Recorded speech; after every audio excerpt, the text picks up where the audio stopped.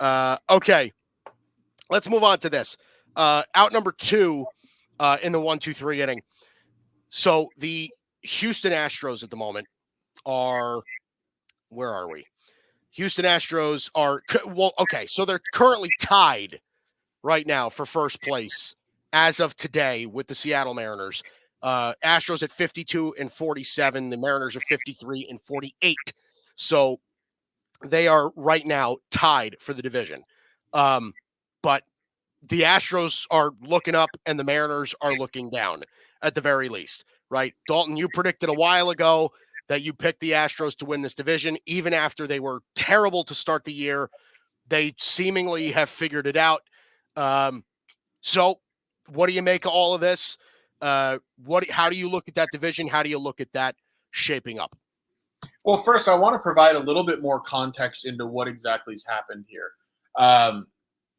The Mariners have been in first place in that division since May 11th. Yeah. Okay. Consecutively from May 11th until this last weekend. But what's more remarkable is yesterday was what, July 21st? Yep. Something like that, right? Yep. A month ago, June 18th, the Mariners had a 10-game lead in that division. And that's a month minus All-Star week, so we're talking like 3.5 weeks of ball. Yep. They lost a 10-game lead. Now you got injury concerns with Julio Rodriguez. They had to basically just kick Ty France to the curb because if he's not providing any hitting value, he's certainly not providing any value anywhere else. I don't know what to say for Seattle because the pitching is obviously good, but I mean, how many hitters do they have to not develop? Like, you want to talk about the Yankees not being able to develop hitting? Yeah, right. I'm glad you're not a Mariners fan, man. Like Jared Kelenic, they gave up Edwin Diaz for Jared Kelenic, right? What was he in Seattle? Nothing. Yeah, right. Right. I mean, even the guys who looked good for them last year have all fallen off a cliff. And what it tells me is organizationally, they just have no clue what they're doing on the offensive side. Like Jorge Polanco, like that bat is as reliable as they come in Minnesota for years. Goes to Seattle, can't hit. Yeah. Like it's a cursed place for hitters. I mean, even Julio Rodriguez himself has fallen completely off this year. And so batting average right now for Julio, 687 OPS. Yeah, I mean, look, the reality is that they're one of the worst offensive teams in baseball, and it's really like it's got to be depressing for their fans because it feels like, oh well, why don't we go get guys at the deadline that can hit?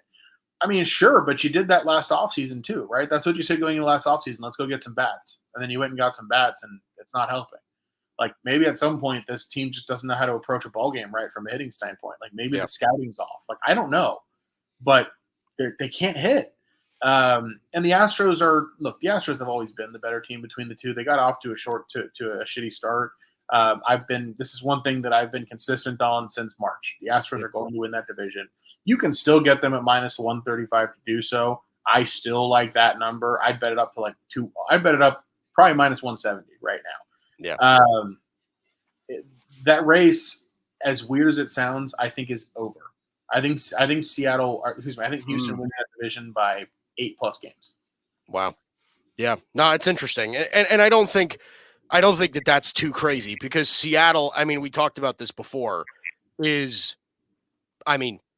they are quite possibly the worst offensive team in all of baseball. I mean, they really cannot hit of qualified hitters, right? Like they have Victor Robles who has like 66 at bat, or not, I'm sorry, maybe not, but he's played like 60 games or something like that for them.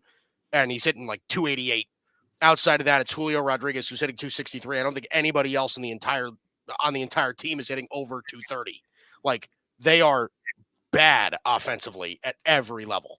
Yeah, and Robles put up probably more than half of those numbers in Washington anyway, didn't he? Right. So there you go. But like this is crazy. Julio Rodriguez, 263. Cal Raleigh, 209. Ty France, who they just let go, 223. J.P. Crawford, 204. Mitch Garver, who they brought in this year to be a middle-of-the-order bat, is hitting 170. 244, Josh Rojas. Mitch Haniger, 208. Luke Raley, 235. Like, Jorge Polanco, like you said, 205. Like, no offensive production. And I think we said this a couple weeks ago as well. Like, this is not like a one or two trades and then you're all better sort of thing. I don't know that this is fixable this year. I don't. The only way it gets fixed is if the guys already in the room start to hit better. Period. Right. I mean, because here's the thing: even if you go get Vladimir Guerrero Jr., like Toronto's a great place to hit. Seattle's not, Right. and we've seen how cold Vladito can get. Like, Yeah. I don't know how well that ends up working out. If I'm Vladito, I'm praying for a trade to Houston. Yeah. You know, I'm not. although I'm hearing that it's not as likely that they move him, but we'll see. But yeah, I mean, it's just like it's a tough scene for Seattle. That division in general is really strange. I mean, you got a World Series winner from last year that looks like a seller at the deadline now. Oh In yeah, Texas. I think they definitely sell. I think Which, Texas I mean, is. but think about that, right? I mean, like how do you sell that to the fans? I mean, I guess you sell it as, well, we just won a World Series, so get over it. But like, I mean, geez, though, right? Like, that's a tough scene. Perry Manasian in Anaheim, like trying to keep his job while also like the right thing to do organizationally is to sell. But like, does that help you keep your job? I don't know. Yeah, right. Anaheim's just a mess as they always are. And I want to touch on Oakland just because I was listening to the baseball barbecuecast the suspended barbecue guys do, and they brought up a stat that astounded me. The Oakland A's have the fourth most home runs in baseball this year. That's pretty crazy. That's pretty crazy. Nuts? Yeah. I heard that and I was like, holy cow, man. So if you're the A's, you're trading the shit out of Brent Rooker, right? Like you have to. You would think, right? The number of teams that could use a right-handed hitting outfielder. Now, granted, he's not much of a defender, but the number of teams that are willing to go after a guy like that anyway right now. Yeah, right. I mean, the Yankees are one of them. The Astros could use a guy like that. Dodgers probably could, although the problem with him playing such bad defense and Shohei being our DH, I'm not sure that makes sense. But there are teams that would line up for a Brent Rooker type bat. But even Miguel Andujar, you probably get something for him on the market too. And then also the pitching, right? I mean, Stripling will get traded somewhere and try to eat some innings. Alex Wood will get traded somewhere, try to eat some innings. I don't think Mason Miller moves. I think he's under team control till like 2029 or something absurd. But I mean, I like that division is just like, what can you feel good about outside of the Astros? Like nothing really. I mean, even the Mariners, like that's not a good ball club.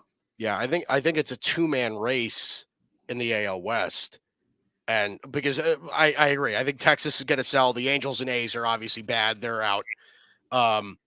It's really between the Astros, who everybody expected, and whether or not the Mariners can get their shit together. Like that. That's really the end of it. Yeah, that's what that division is. And I think, and again, this division is going to stray even further away from Seattle because Houston's going to get better. Houston's going to make. I mean, the moves that you could see Seattle making, like, are going to almost parallel what Houston's going to do, right? Houston's going to try and add a first baseman, whether it's Vladdy or whether it's Alonso or Yandy Diaz, Isak Paredes. Like they're going to try to find some sort of first base. Ryan McMahon, like they're going to try and find some sort of first baseman that can hit. I would imagine, like I said, Seattle's going to try to pick from that litter as well, but Houston's probably also going to add a bullpen arm or two. They might add a rotation arm if they really want to.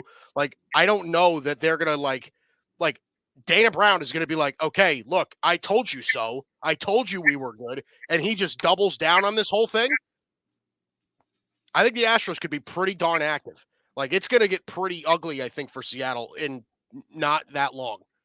Yeah, so I completely agree with the Astros. 19-7 since June 19th. It's a really good ball club. Like we shouldn't be surprised. It's a good ball club. So, and I mean, you look at what the Astros have the rest of the way. They've got some sellers left on that schedule. They also have some, they got the Dodgers this weekend and some others, but they've got games left with Seattle. They can keep beating up on them. They've got 2 more series left with Oakland. They get the Angels a couple more times. So I think Houston's got plenty of room to not just win the division, but create some separation, like I said earlier. So yeah, I mean, tough scene for Seattle. Yeah, nope, I agree.